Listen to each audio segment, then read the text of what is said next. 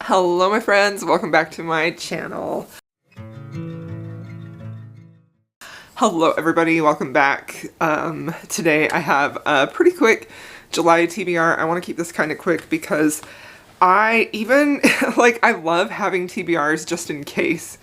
I don't really know what I'm in the mood for, and then I at least have a list of books that I can try and pick and choose from that might fit my mood. But I very much have been just mood reading pretty much this whole year and not really wanting to or even trying to stick to any have to type of reading. So I don't know, this is kind of a loose TBR. I'm not quite finished reading for the month of June yet, but at this point I read 4 of the 11 books that were on my June TBR, so that's alright, it's okay. It's better than 0. So anyway, let's go ahead and talk about the books that I want to read in July. The first one is an arc that I have. This book comes out July 25th. It's How to Tame a Wild Rogue by Julie Ann Long. This one sounds really fun, where we have a privateer hero and our heroine is an aristocratic lady who is climbing out of a window, and they end up sheltered together during a storm in this palace. And it just, I don't know, it sounded really, really fun, and I love the cover. I really like Julie Ann Long. I'm by no means an expert on her. I've read several of her books and I've enjoyed all of them, so I'm excited for that one. Okay, that's the only arc that I have that is coming out in July. And then, okay, so now the next books are just books that I really want to read. So the first one is a new release, and this is a thriller. It's The Only One Left by Riley Sager. I have kind of had not a ton of luck with Riley Sager. I've read most of his recent books. I think starting in 2020, I guess 2019, and then I've kept up with each book that he's released since then. The last book really disappointed me, last year's book of his. I just thought that was kind of awful. I think I gave it 1 star. But I am a sucker for a Riley Sager mystery thriller in the summertime. I don't know. I enjoy them. And even the thing about Riley Sager too is that even if I don't enjoy how the story ends up, so much of my enjoyment on a mystery thriller is the plot twist and the reveal. If that feels very satisfying and realistic and carefully thought out, I'm sold. And that's why I hated last year so bad, is because it just felt cheap.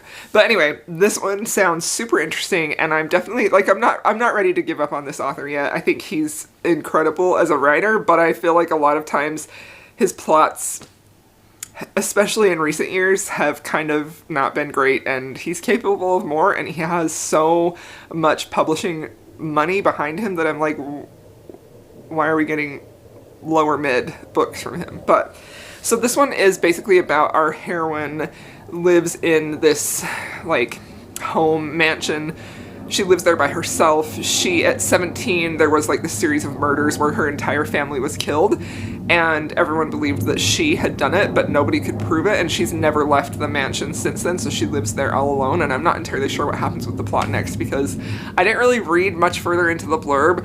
I just looked that up really quickly to tell you at least something about it, because I don't even really need to know what this book is about. I saw it was Riley Sager's new release, and I wanted to keep up with it, because I don't read a lot of mystery thrillers, maybe 3 or 4 a year, but I still enjoy them, and especially from an author that I know I've liked before, so I am excited to give this one a try. Okay, so now, the rest of these are romance or fantasy romance. That's the only one that wasn't. So the next one is The Notorious Lord Nightly. So this is Lorraine Heath's new release. I just picked it up on the day it came out. That's when I'm filming this video, and yeah, I'm very excited about this. Even though I didn't love the first book in the series, this is the second book in her Chessmen series. I love Lorraine Heath. I think she's fantastic. This one sounds interesting because it sounds like it's a second chance romance, and the heroine, the hero kind of had to abandon her or break up with her essentially, and she betrayed her, I guess, and she felt so betrayed and hurt by that she has finally written this book. I mean, it's assumed to be her, but it's by an unknown author that sort of pulls the curtain back on who he is, so everybody knows everything about him, and they have to work their sparks out. I don't know, I think it sounds great. I love Lorraine Heath. I've been very excited about this one. Okay, now the next one is A Worthy Love by A.E. Valdez. So this is a recommendation that I got from Lisa at Babe in Library. She had an Instagram post with a lot of Black romance authors and books that she loved recommendations, and there were a few in her recs that I hadn't read yet, and A.E. Valdez is one, and I believe Lisa said that this was very emotional, which is always like something I'm very much drawn to. And I think that this is basically, it sounded like the heroine, her boyfriend, who she thought was the love of her life, all of a sudden it's revealed that actually he is married, and she's his girlfriend, like his like side piece basically, and she's like devastated, and so she proceeds to have a one-night stand with this other guy, and it's their relationship that sort of develops from there. So I think it sounds interesting, dramatic, but I'm excited to try a new author out, and especially since Lisa said that she really loved this one. So, however, I do know there are some trigger warnings with this. I'm not sure what they are, but Lisa, I can't remember. Lisa messaged me and said, just so you know, here are the trigger warnings. So if you want those trigger warnings for this book, please feel free to DM me on Instagram, and I will let you know what Lisa told me. The next one is Lord Holt Takes a Bride by Vivian Lorette. I recently posted on Instagram. By the way, if you're not following me on Instagram, you should be. And I posted and said, what is a comfort read for you? Because I feel like I have been kind of really living for some comfort authors that I know are always going to deliver for me. And I think it was Isamar mentioned Vivian Lorette, and I've never read her yet. She's a historical romance author. She's got a lot of books out. So I decided to pick the first one. I have this on my Kindle. This is the first book in a series, and it is Lord Holt Takes a Bride. And this one sounds fun because I'm not entirely sure how this happened, but the heroine doesn't want to get stuck, I believe, in a arranged marriage. Like, she doesn't want to get into that. And so her, like, friends, these debutantes, they come along and they kidnap the guy who they think is going to be for her and bring him to her. So, like, I'm doing a bad job of explaining that. Like, I just looked it up really quickly, but I thought it sounded really fun. I think the cover is beautiful, and I definitely just want to try this author for sure. Okay, so now the rest of these are books that I own physically. So I really want to do a better job of reading books that I own physically because I have so many and I love buying books, but I am running out of space. And so I want to either read them, love them and keep them, or read them and not love them and donate them or sell them on some Pango Books or something like that. I actually very rarely sell books. I mostly just donate them to charity shops around here. But yeah, that being said, these are physical copies. One is a reread, so that's not helping with that goal. But one series I really want to get to, I haven't read this series yet, it's the Destiny series by Beverly Jenkins. I own all three of these books. I think they sound amazing. The covers are so beautiful on all three of them. I love Beverly Jenkins. This is a series of hers I haven't read yet. And this one is basically sounds like the heroine is, she takes a job as a housekeeper. She's from the East Coast. She moves to California and she falls in love with the son of the woman who, or stepmother, who hired her. So I think it sounds really good. That's all I know. I love Beverly Jenkins. She's a comfort read author for me and I'm excited about this one. Okay, so now this next one is actually, I actually don't know if this is out yet or not. Let me check. Okay, I lied. This is an ARC that I have. I actually got the physical ARC from the author.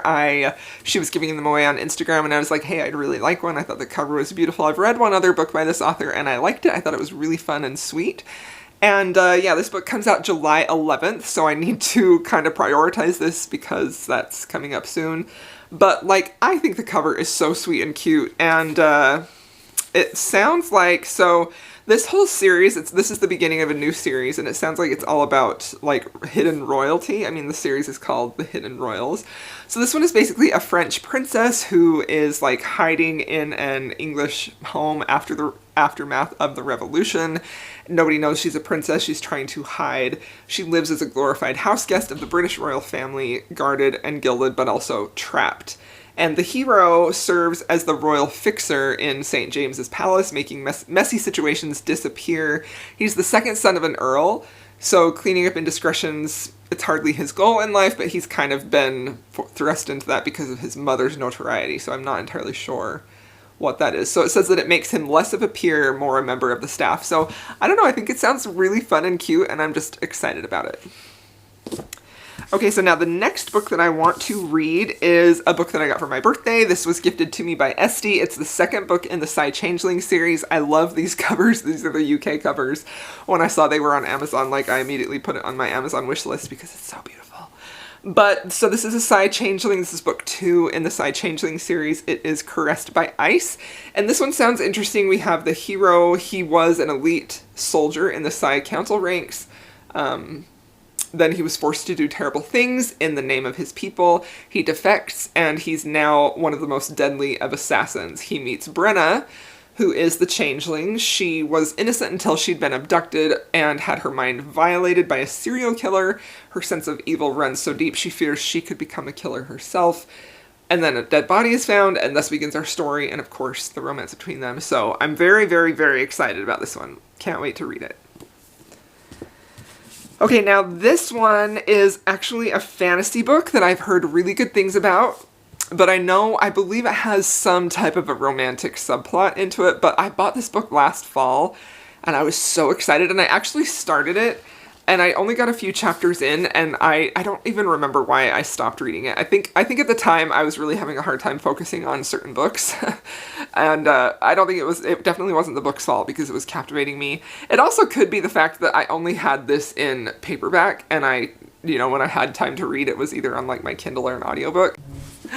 Hello, I apologize. My memory card was full. I had to go get a new one. I don't remember what I was saying. I'm so sorry. Anyway, this is a fantasy book with a romantic subplot, and I think it sounds fantastic. The writing was quite good in the first little bit, like just very, I have a video about what I think beautiful prose, beautiful writing is. I'll link that below because some of you have been asking me, what do you mean when you say good writing? The writing is beautiful. Like, that's a really good example of what I think beautiful writing is, and I do use some examples in there. But usually for me, it's a blend of brevity in words used and impact on the words used. Like, I love when an author is not overly wordy, but the words that they've chosen to use are very specific and they really evoke a feeling with just a few words. Like, that's my favorite. And that's exactly what was happening here. So I am very excited about this. All that I really know is our heroine, she needs more than luck to stay safe in the eerie, mist-locked kingdom of Blunder. She needs a monster. She calls him the Nightmare, an ancient mercurial spirit trapped in her head. He protects her. He keeps her secrets. So I'm very excited about this. It says, a maiden must unleash the monster within to save her kingdom in this dark, lush, gothic fantasy debut. So this may have been on previous TBRs because I just really want to read it. And I do that weird thing that I do when a book that I really want to read, I kind of put it off longer than I should. Anyway, this is adult fantasy. Super duper excited about it. It's published by Orbit, and I think I've had decent luck with Orbit books in the past. So, okay, now the last book that I have is a reread, and this one is probably the one that I'm honestly least likely to get to, but I put it on here just in case I feel like I'm in need of some extra comfort, and that is A Court of Silver Flames by Sarah J. Maas. I've only read this the one time when it was released. I have an entire vlog talking about my immediate reaction and my feelings about this book. I really love Sarah J. Maas, and this book is one of my favorites. This book actually may be my favorite in the series, and that's specifically because of how much I could relate to Nesta's journey and her struggle with depression. I just really, really loved it. So this is adult fantasy romance, I guess you could say. I'm sure you've heard of it. It's very popular, but I really, really loved them. But I also feel like I mean, when I read this, it's been like 2 years. Whenever it was released is when I read it. And I think that I have really grown in my ability to like critique and dissect books. Not that I go into a book thinking that I'm going to critique and dissect this. That's just the default my brain goes to when I start reading. So unless it's one of those rare books that just sweeps me away and I don't notice anything. Like, I love when that happens, but it seems to be so rare for me these days. So I'm really curious to know what I'll think about this book since it's been a while since I read it. and I loved it at the time, and I'm sure I'll love it again, but hopefully it stays as bright in my memory as I remember when I read it the first time. So, all right, there you have it. Those are the books that I want to read in July. That's 10 books, which is more than enough for this girl. And if you've made it this far, please feel free to leave me a green heart, and I'll see y'all in my next video.